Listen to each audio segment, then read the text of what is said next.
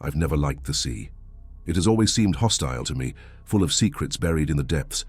But when I got the offer to catalogue a collection of artifacts on a remote island, the promise of easy money made me ignore my instincts. 1 month in an abandoned house, isolated from the world, just me and relics forgotten by time. The perfect job for someone who preferred solitude. The journey was calm at first. The old fisherman's boat rocked gently on the dark waters, as if guided by an invisible force. The sky was grey, and the island emerged on the horizon like a misshapen shadow, wrapped in mist. Its name was Isola del Silencio, the Island of Silence. A fitting name. Don't stay after sunset, the old man muttered, almost inaudible. I laughed, thinking he was just trying to scare me. He didn't laugh back. The house stood atop a rocky cliff, a stone structure with grimy glass windows and a wooden door twisted by humidity. Inside, the air was thick with dust and the scent of mold. Old diaries were scattered across the floor, pages yellowed with age, trembling letters describing something about voices in the night. Fishermen's superstitions, I thought. As the day passed, I kept busy organizing the artifacts.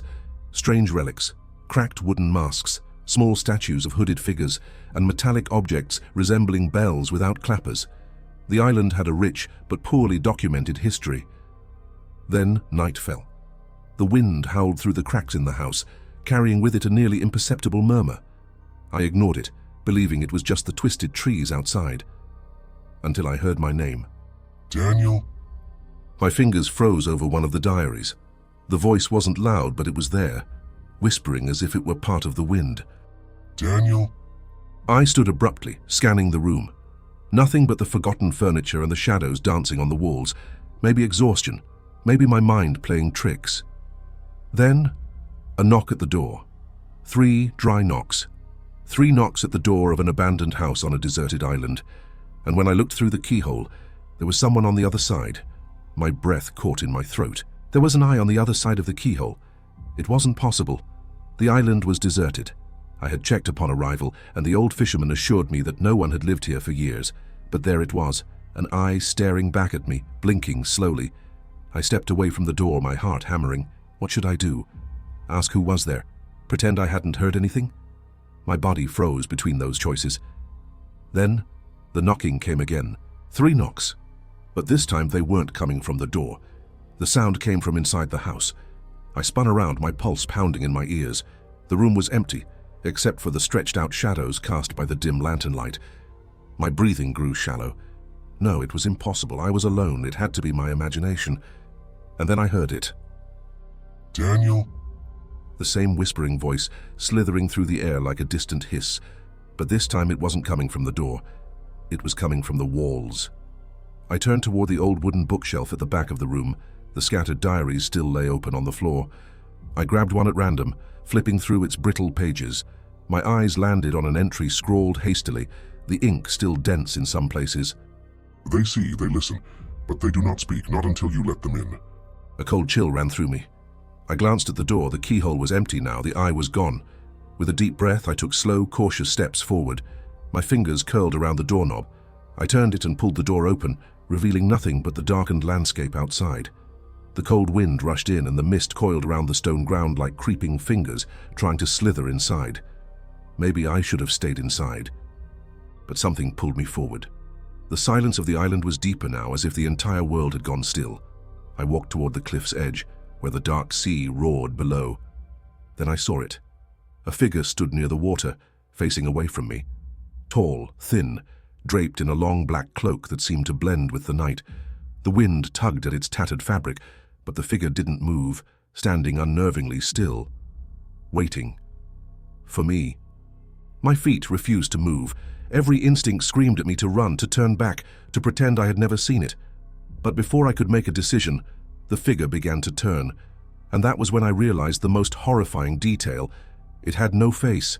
My body refused to move. I wanted to run, to turn away and pretend I had never seen it, but I was frozen in place, as if the air around me had thickened. The faceless figure stood motionless for a moment, its black hood shifting slightly in the wind. Then it began moving toward me.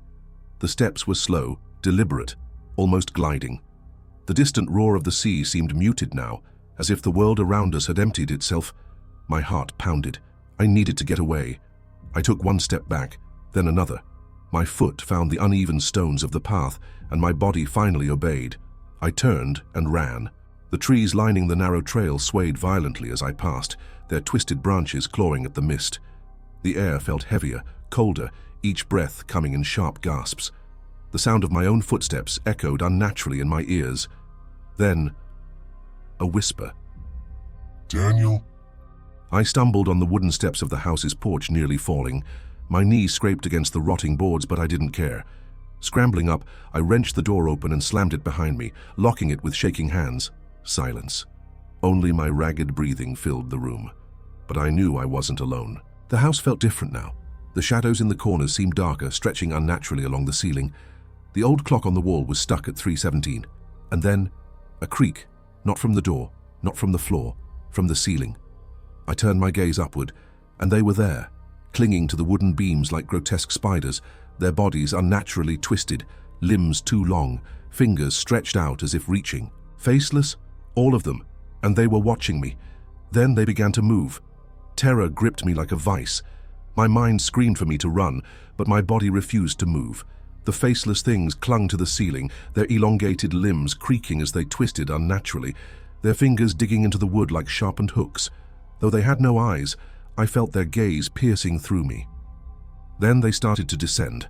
Their movements were slow but deliberate, their distorted bodies stretching toward me, their faceless heads tilting at impossible angles.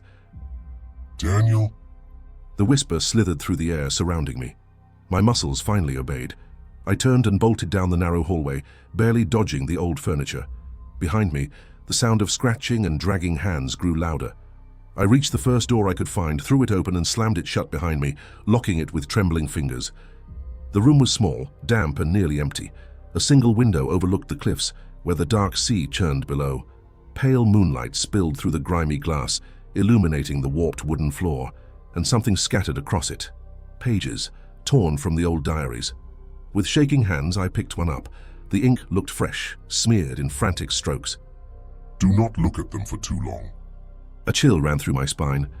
I had already looked for too long, then a sound. Not from the door, not from the ceiling, from the window, a faint, delicate scratch against the glass. My breath hitched. I knew I shouldn't look. I knew. But I turned my head anyway, and there it was. The faceless figure, standing outside, hovering above the rocks, as if gravity did not apply to it. It raised one pale, elongated hand and pressed it against the window. The touch left a faint, misty imprint, like a breath against cold glass. A thin crack appeared, then another and another. The sound of breaking glass filled the small room. I had to get out. I yanked the door open and sprinted down the hallway, but the house had changed. The walls felt narrower, the shadows thicker, like the structure was closing in on me. A low, deep sound rumbled through the air, a chime, a single, echoing toll. I stopped abruptly. On the table ahead sat one of the strange metal bells from the collection, the ones without clappers. But now, this one had a clapper, and it was moving on its own. Another toll. A heavy weight pressed down on my chest, my vision blurred, my knees buckled. The faceless things had reached the hallway now. They were closer, and their featureless faces, they were changing. Mouths began to open where there had been nothing before. They were trying to speak. The bell tolled once more. Everything went black. I woke up to the scent of salt. The sun was high in the sky. The waves lapped gently against the shore. I was lying on the beach. The house was gone. The island looked empty. Slowly, I pushed myself up, my limbs aching. Had it all been a dream? A hallucination? Then I noticed something in my hand. A diary. My fingers trembled as I turned to the first page. The handwriting was mine, but I didn't remember writing it.